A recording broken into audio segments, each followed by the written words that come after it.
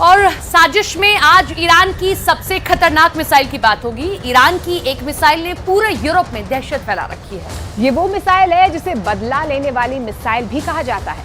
Report है कि अगले कुछ दिनों में इस मिसाइल का बटन व्लादिमीर पुतिन के पास होगा और फिर उनके टारगेट पर होगा यूक्रेन का हर वो अड्डा जो अभी तक खुद को सुरक्षित महसूस करता रहा है।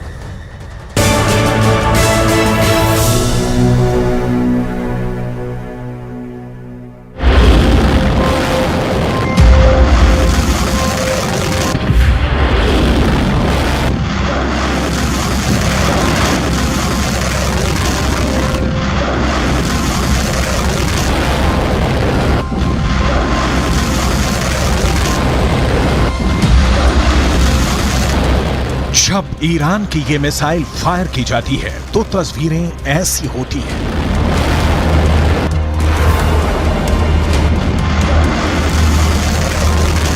जब ईरान की ये मिसाइल अपने टारगेट पर गिरती है तो धमाका ऐसा होता है।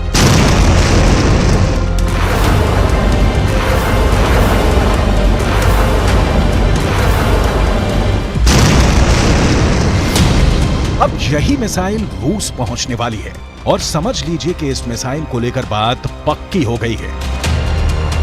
ये है ईरान की फतेह 110 मिसाइल। अमेरिका इसकी दहशत जानता है, इजराइल इसका खौफ समझता है और अब इसी मिसाइल के जरिए पुतिन यूक्रेन को डराना चाहते हैं।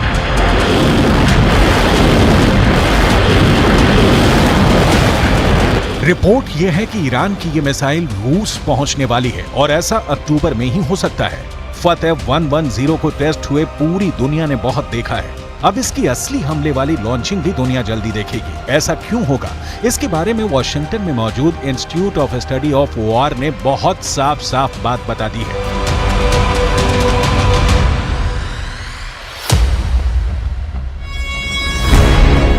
18 अक्टूबर को ईरान पर संयुक्त राष्ट्र की तरफ से लगी मिसाइल और ड्रोन बेचने की पाबंदी खत्म हो रही है और उसके बाद ईरान अपनी मिसाइल और ड्रोन खुल्लम खुल्ला बेच पाएगा। अब सवाल है कि आखिर ये कैसे तय हुआ कि ये मिसाइल रूस खरीदेगा? तो जवाब है कि 19 सितंबर को रूस के रक्षा मंत्री सर्गेई शोइगु ने ईरान का दौरा किया था। ये दौरा बहुत सीक्रेट रखा गया। हालांकि जो तस्वीर सामने आई उसमें यह साफ हो गया कि सर्गेई शोइगु ईरान की मिसाइल देखने तेहरान आए।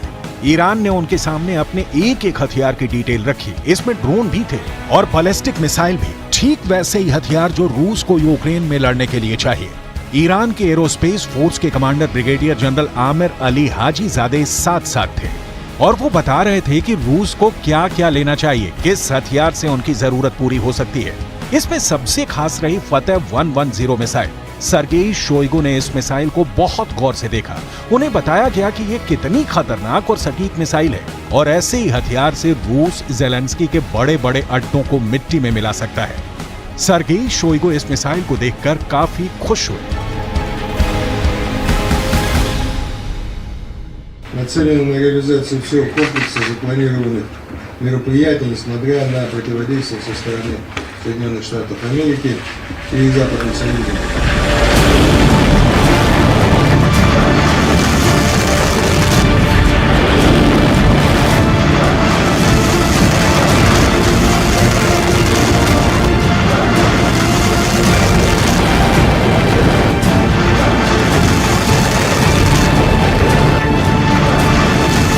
अब इससे ये बात साफ हो रही है कि 18 तारीख को जब ईरान की मिसाइल सेल पर पाबंदी हटेगी तो इसका सबसे बड़ा फायदा रूस को ही होगा और सबसे बड़ा नुकसान सिर्फ यूक्रेन को नहीं होगा, ये बात भी तय है।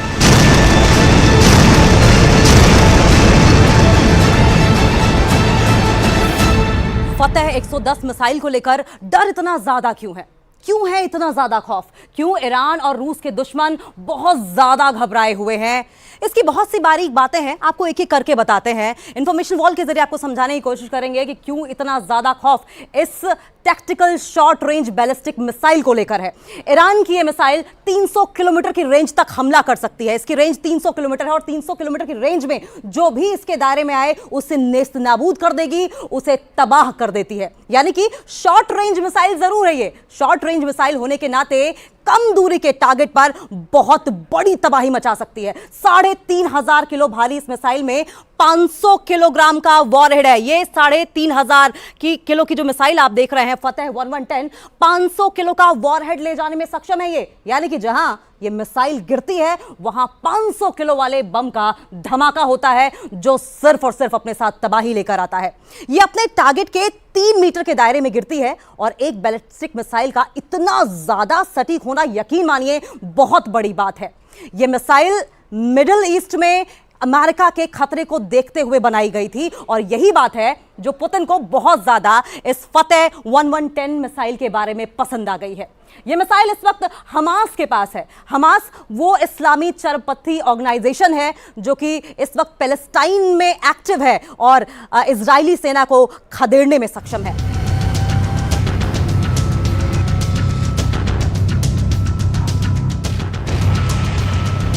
फतेह 110 वाकई बहुत खतरनाक मिसाइल है। इस मिसाइल के नए वर्जन फतेह 313 इससे पहले अपना प्रैक्टिकल दिखा चुकी है। इसी मिसाइल से ईरान ने इराक में मिलिट्री बेस पर हमला किया था।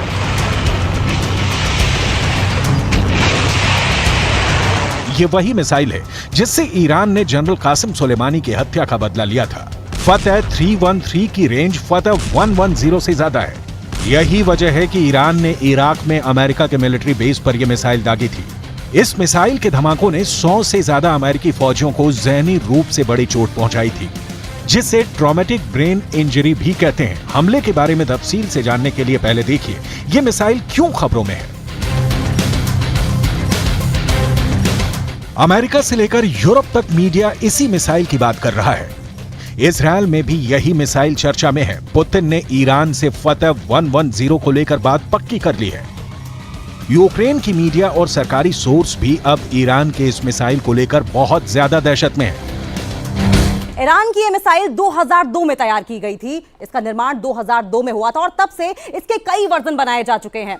इसका एडवांस 1 वर्जन जो है वो ज्यादा इस्तेमाल किया जाता है। इसका आधुनिक और लंबी रेंज वाला वर्जन 313 है। इसकी रेंज 500 किलोमीटर से ज्यादा की है, यानी कि 500 किलोमीटर के दायरे में जो भी इसके टारगेट पर आता है वो खत्म तबाह हो जाता है और इस मिसाइल ने खुद को साबित करके दिखाया भी है।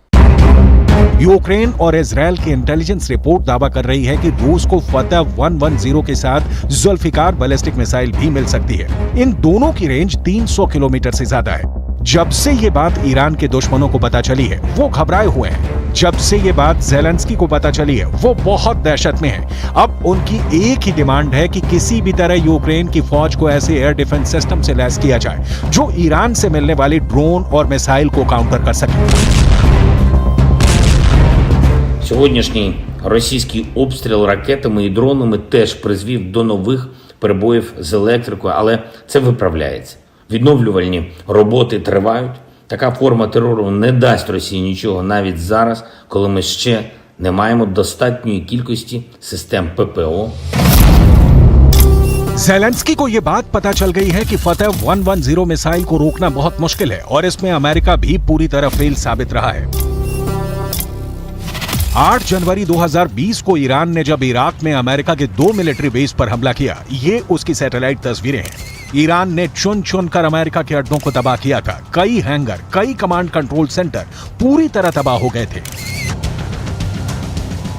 अमेरिका को हमले की जानकारी तो मिल गई थी, इसलिए उसके सैनिक आसपास अंडरग्राउंड हो गए थे, लेकिन अमेरिका के एयर डिफेंस सिस्टम ईरान की फतेह 110 मिसाइल को रोकने में नाकाम रहे थे। ईरान ने ऐसी करीब 20 मिसाइलें दागी थी। ये जहां गिरी वहां ऐसे ऐसे गड्ढे बने और 100 से ज्यादा अमेरिकी सैनिकों को धमाकों से गहरा सदमा पहुंचा था। ऐसी ही मिसाइल पावर से पुतिन लैस होना चाहते हैं ताकि वो ज़ेलेंस्की को वो वाला सबक सिखाएं जो ईरान ने अमेरिका को सिखाया था।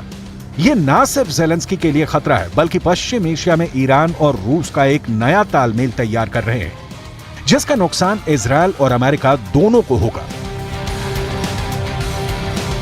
Высокая динамика встреч подтверждает общий настрой на дальнейшее укрепление стратегического партнерства в оборонной сфере и военном сотрудничестве. Зона давления на Россию и Иран показывает свою бесперспективность. अब ईरान के तेवर समझने हैं तो आप दो तस्वीरों को बहुत गौर से देखिएगा। ईरान ने पहले 19 सितंबर को रूस के रक्षा मंत्री सर्गेई शोइगु को फतह 110 मिसाइल दिखाई और फिर 22 सितंबर को यही मिसाइल अपने बहुत ही खास परेड में दुनिया को भी दिखाई। ये काले रंग वाली मिसाइल फतह 110 को दिखाने का मकसद है कि ईरान और रूस के दुश्मन काबू में रहें। सवाल है कि रूस और ईरान साथ आए तो ज़ेलेंस्की क्या करेंगे? एयर डिफेंस तो ठीक है, लेकिन टक्कर तो बराबर की होनी चाहिए। इसलिए ज़ेलेंस्की के ऑपरेशन को भी बहुत गौर से समझिएगा। ज़ेलेंस्की को अब एटैकम्स मिसाइल मिलने जा रही है, जो हाइमर जैसे लॉन्चर से दागी जाती है। इसकी रेंज 300 किलोमीटर होती है। अमेरिका से लेकर यूक्रेन तक तमाम मीडिया और देश की सरकारें अब इसी मिसाइल की बात कर रही हैं।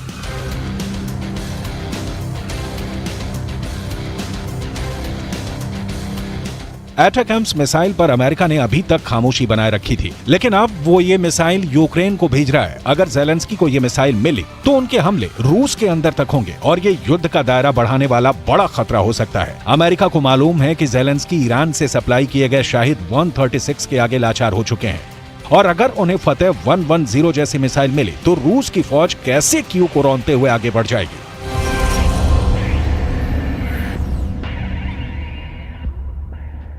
The most recent escalation, the United States strongly condemns Russia's missile strikes today, which continue to demonstrate Putin's brutality. As you know, President Biden and the G7 leaders met with President Zelensky last week, and President Biden also spoke with President Zelensky one-on-one the day before that G7 conversation. We are in daily touch with the Ukrainians across the administration, from the National Security Advisor to the Department of Defense and the Department of State.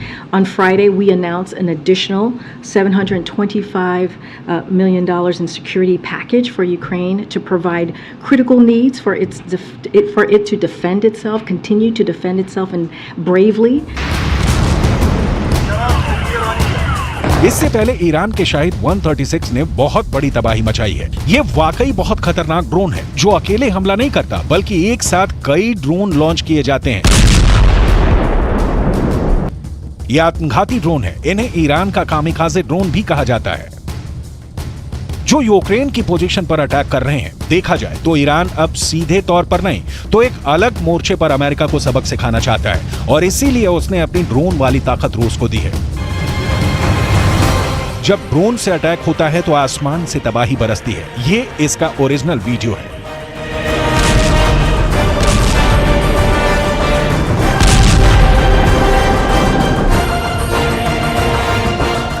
Drone जब ऐसे गिरता है तो बचने का कोई तरीका नहीं रहता।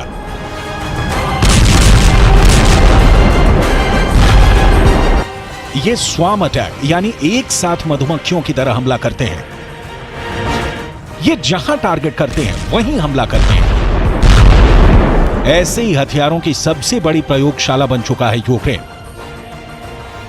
ईरान ऐसे युद्ध में एक नई एंट्री है और उसके ड्रोन ईरान की ड्रोन पावर को पूरी दुनिया में पहचान दिला चुके हैं।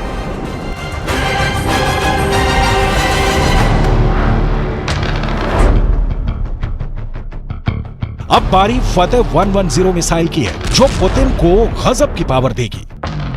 ईरान के हथियार मिलने से पुतिन को जबरदस्त फायदा हुआ है, जबकि ज़ेलेंस्की को अब बड़े नुकसान का खतरा समझ में आ गया है, क्योंकि अब ड्रोन के साथ रूस के पास ईरान की मिसाइल भी आने वाली है। पुतिन और ईरान की दोस्ती अक्टूबर के महीने में अमेरिका और नाटो को बहुत धक्का पहुंचा सकती है। ईरान से निकाली गई आग अब यूक्रेन में नए शोले भड़काने वाली है और पुतिन इसके लिए पूरी तरह तैयार हो चुके हैं।